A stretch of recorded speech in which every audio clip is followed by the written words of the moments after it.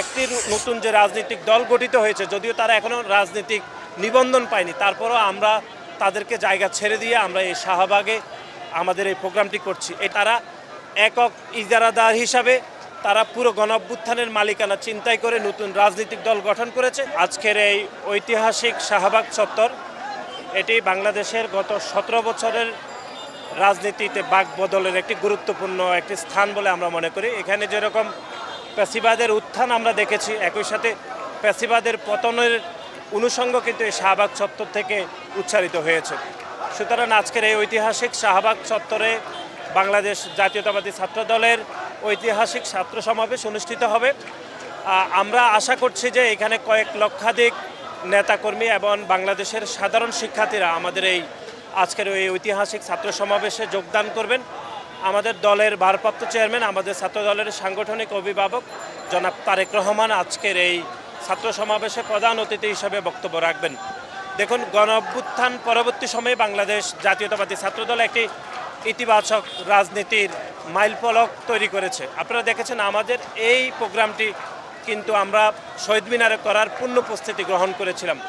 অতীতে আপনারা দেখেছেন যে গত 17 বছর বিএনপি যদি কোনো জায়গাতে কোনো প্রোগ্রাম থ্রো করতো, আমরা দেখতাম সেখানে আওয়ামী লীগের এক ধরনের প্যাসিবাদ কায়েম করতো, সেখানে তারাও উল্টো প্রোগ্রাম করে সেই প্রোগ্রামকে কিভাবে বিনষ্ট করা যায় সেরকম পরিস্থিতি আমরা দেখতাম।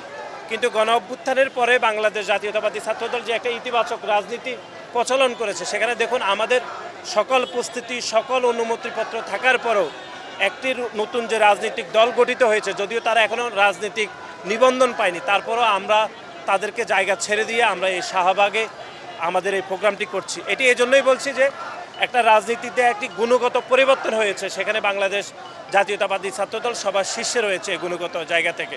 আর আপনি যেটি বলেছেন সেটি হচ্ছে, দেখুন 5ই আগস্ট পরবর্তী সময়ে বাংলাদেশ জাতীয়তাবাদী ছাত্রদল সবসময় বিশ্বাস করে যে আমরা যে প্যাসিবাদের বিপক্ষে শক্ত অবস্থান গ্রহণ করেছি, সেই প্যাসিবাদের বিপক্ষে আন্দোলনে আমরা সকলের সাথে কাঁধে কাঁধ মিলিয়ে আমরা আন্দোলন সংগ্রাম করেছি। কিন্তু তার পরবর্তী সময়ে যেই বৈষম্যবিরোধী ছাত্র আন্দোলনের প্ল্যাটফর্মকে আমরা মেনে আন্দোলন করেছি, তারাই সেই বৈষম্যবিরোধী ছাত্র আন্দোলনের প্ল্যাটফর্মকে বিতর্কিত করেছে। তারা একক ইজারাদার হিসাবে তারা পুরো গণঅভ্যুত্থানের মালিকানা চিন্তাই করে নতুন রাজনৈতিক দল গঠন করেছে। বান্ডেল থাকলে প্রতি সেনমানিতে টাকা বাঁচবে। বিকাশ সেনমানি বান্ডেল কিনে জিতুন প্রতি লেনদেনে। সুতরাং তারাই বলতে পারবে যে কেন এটি বিভাজিত রাজনীতি চলছে। কিন্তু আমাদের জায়গা থেকে আমরা কোনো বিভাজিত রাজনীতি করছি না, বরং ঐক্যবদ্ধ এবং একটা ইতিবাচক রাজনীতির জন্য আমাদের সদা সকল প্রস্তুতি রয়েছে। আর আপনারা জানেন যে আজকের এই ঐতিহাসিক ছাত্র সমাবেশ এই জন্যই আসলে গুরুত্বপূর্ণ, সেটি হচ্ছে বাংলাদেশের যে গণতান্ত্রিক ধারাকে গত 17 বছর ধরে ব্যাহত করা হয়েছিল। বিশেষ করে বাংলাদেশের 3টি জাতীয় নির্বাচন 2014, 2018 এবং 2024-এ তরুণরা ভোট দিতে পারেনি। তরুণরা তাদের নিজের জীবনের বিনিময়ে খুনি হাসিনাকে বিতাড়িত করেছে। সেই তরুণদের এক ধরনের ঐক্যবদ্ধ এবং তরুণদের অংশগ্রহণের মাধ্যমে আজকের এই সমাবেশকে আমরা সফল করব, যেখানে বাংলাদেশের ছাত্র সমাজের একটি বৃহৎ অংশ এই সমাবেশে যোগদান করবে বলে আমরা মনে করি।